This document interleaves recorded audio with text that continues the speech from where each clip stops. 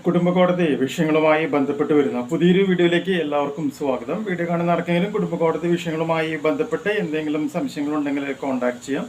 WhatsApp number +91 71 94 97 14 ഒരു വട്ടം വിളിക്കുവാനുള്ള consultation fees 500 രൂപ ഗൂഗിൾ പേ ചെയ്യും. ഇന്നത്തെ വീഡിയോയിൽ നമ്മൾ ഡിസ്കസ് ചെയ്യാനായിട്ട് പോകുന്നത് 22 ജൂലൈ 2026 ബഹുമാനപ്പെട്ട കേരള ഹൈക്കോടതിയിൽ നിന്ന് നമുക്ക് ലഭിച്ചിട്ടുള്ള ഒരു മാറ്റ് അപ്പീലുമായി ബന്ധപ്പെട്ട ഒരു കേസിൻ്റെ പ്രധാനപ്പെട്ട കുറച്ച് പോയിന്റുകളാണ് നമ്മളിവിടെ ഡിസ്കസ് ചെയ്യാനായിട്ട് പോകുന്നത്.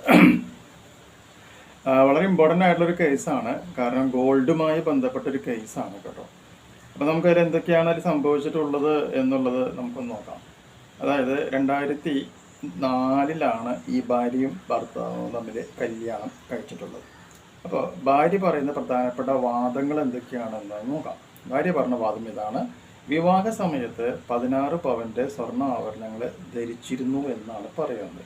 ഈ 16 പവൻ സ്വർണ്ണാഭരണങ്ങളിലെ 14 പവൻ സ്വർണ്ണാഭരണങ്ങളും ഭർത്താവിനെ ഏൽപ്പിച്ചു. പിന്നെ കുറച്ചും കൂടി സ്വർണം വേറെ കല്യാണം കഴിഞ്ഞതിന് ശേഷം പല സന്ദർഭങ്ങളായിട്ടും ഏൽപ്പിച്ചിട്ടുണ്ട്. അങ്ങനെ മൊത്തം 124 ഗ്രാം സ്വർണം ഭർത്താവിൻ്റെ കസ്റ്റഡിയിൽ എത്തിയതായി ഭാര്യ അവകാശപ്പെടുകയാണ് ചെയ്തിട്ടുള്ളത്. എന്ന് പറയുകയാണെങ്കിൽ 2004 സ്വർണം വാങ്ങിയതിൻ്റെ ബില്ലുകളോ അല്ലെങ്കിൽ ആ ഒരു കാലഘട്ടത്തിലെ വിവാഹ ഫോട്ടോയോ ഒന്നും തന്നെ ഇവിടെ സമർപ്പിച്ചിട്ടില്ല എന്നുള്ളതാണ് ഏറ്റവും പോയിന്റ്. ഭർത്താവിന് കൊടുത്തു എന്ന് ഭാര്യ അങ്ങോട്ട് അവകാശപ്പെട്ടു. അപ്പോൾ ഭർത്താവ് പറഞ്ഞ വാദങ്ങൾ എന്തൊക്കെയാണെന്ന് നോക്കാം. ഭർത്താവ് എന്ത് പറഞ്ഞു? 16 പവൻ സ്വർണ്ണാഭരണങ്ങൾ വിവാഹ സമയത്ത് ഭാര്യ ധരിച്ചിരുന്നില്ല എന്ന് മാത്രമല്ല, ഭാര്യ തനിക്ക് ഒരിക്കലും 124 ഗ്രാം സ്വർണ്ണാഭരണങ്ങൾ ധരിച്ച് തന്നില്ല എന്നും ഭാര്യ ധരിച്ചിരുന്ന ചില ആഭരണങ്ങൾ ഇമിറ്റേഷൻ ജ്വല്ലറി ആയിരുന്നുവെന്നുമാണ് ഭർത്താവ് കോടതിയിൽ മറുവാദ്യം ഉന്നയിച്ചിട്ടുള്ളത്. എന്ന് പറഞ്ഞാൽ ഭാര്യ പറഞ്ഞ എല്ലാ കണ്ടീഷൻസും ഭർത്താവ് എന്ത് ചെയ്തു? നിഷേധിക്കുക മാത്രമാണ് ഇവിടെ ചെയ്തിട്ടുള്ളത്. അപ്പോൾ ഫാമിലി കോടതിയിൽ എന്താ കണ്ടെത്തി എന്നുള്ളത് നോക്കാം. ഫാമിലി കോടതി ഈ കേസിൽ പ്രധാനമായും ഫോളോ ചെയ്തേക്കുന്നത് ഓറൽ എവിഡൻസ് എന്ന് പറയുന്ന ഒരു പോയിന്റാണ്. അതായത് എവിഡൻസുകൾ നമുക്കറിയാം, ഓറൽ എവിഡൻസ് ഉണ്ട്, ഡോക്യുമെൻ്ററി എവിഡൻസ് ഉണ്ട്. അതിൻ്റെ ബാക്കി ഡീറ്റെയിൽസ് നമുക്ക് പിന്നെ പറയാം. അപ്പോൾ അതായത് സാക്ഷിമൊഴികളും അല്ലെങ്കിൽ ഭാര്യയുടെ മൊഴികളും ഭർത്താവിൻ്റെ മൊഴികളും മാത്രമാണ് കോടതി ഇവിടെ പരിഗണിച്ചേക്കുന്നത്. ബാക്കിയുള്ള ഒരു എവിഡൻസും ഇതിൽ നോക്കിയിട്ടില്ല.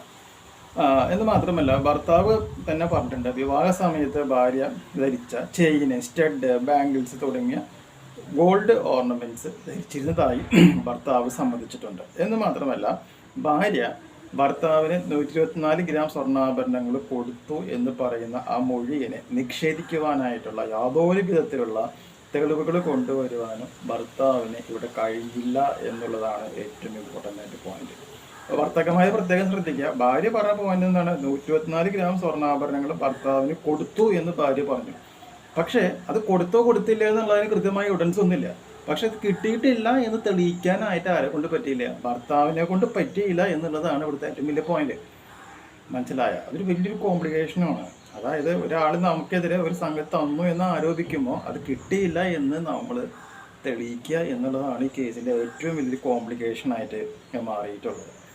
അപ്പോൾ ഹൈക്കോടതി അപ്പം മാറ്റപ്പീൽ പോയപ്പോൾ ഹൈക്കോടതി പറഞ്ഞ പോയിന്റ് ഇങ്ങനെയാണ്, പ്രത്യേകം ആലോചിച്ച് നോക്കുക. ഭാര്യ ആഭരണങ്ങൾ ഭർത്താവിന് ഏൽപ്പിച്ചതായി വിശ്വസനീയമായ എവിഡൻസ് നൽകിയാൽ അതിനെ നിഷേധിക്കുവാനായിട്ട് കോജന്റ് എവിഡൻസ് നൽകേണ്ട ബാധ്യത ഭർത്താവിന് മേൽ വരുമെന്നാണ് പറയുന്നത്. കോജന്റ് എവിഡൻസ് എന്നുള്ള ടേം പ്രത്യേകം ആലോചിക്കുക. നമുക്ക് തന്നു എന്ന് പറഞ്ഞാൽ തന്നിട്ടില്ല എന്ന് പറയാൻ വേണ്ടിയിട്ടുള്ള എവിഡൻസുകൾ നമ്മൾ എന്ത് ചെയ്യണം? തിരിച്ച് കോടതിയിൽ കാണിക്കണം. അതിനെയാണ് കോജന്റ് എവിഡൻസ് എന്നുള്ള പേരിൽ നമ്മൾ റെപ്രസെൻറ്റ് ചെയ്യുന്നത്.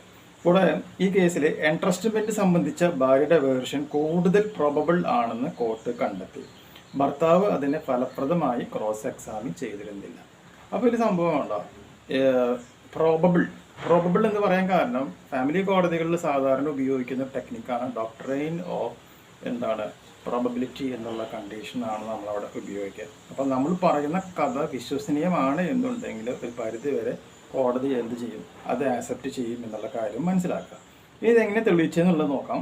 ഇനീഷ്യൽ ബേർഡൻ വൈഫാണ് ചെയ്തേക്കുന്നത്. അതായത് ഭാര്യ ആദ്യം ഗോൾഡ് ഭർത്താവിന് കൈമാറിയതായി എന്നുള്ളതിൻ്റെ എന്തെങ്കിലും എവിഡൻസ് കൊടുക്കുക.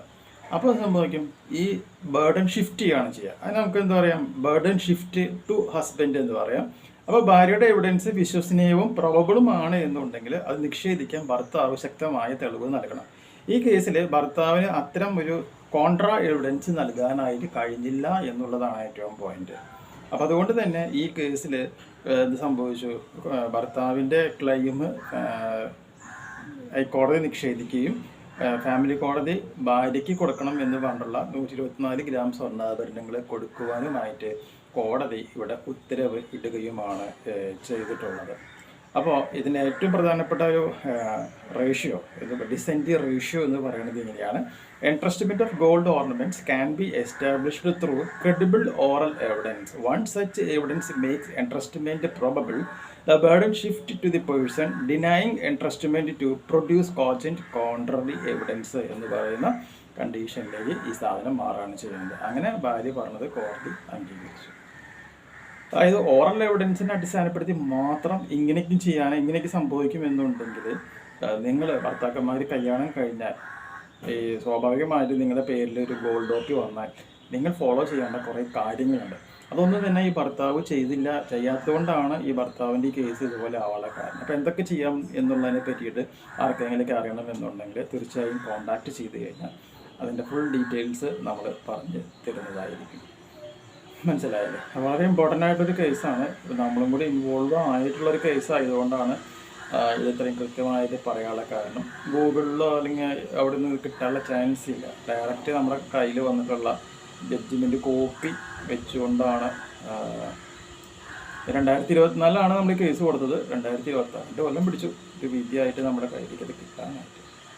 എനിവേ ഭർത്താക്കന്മാരൊക്കെ ഒന്ന് ശ്രദ്ധിച്ച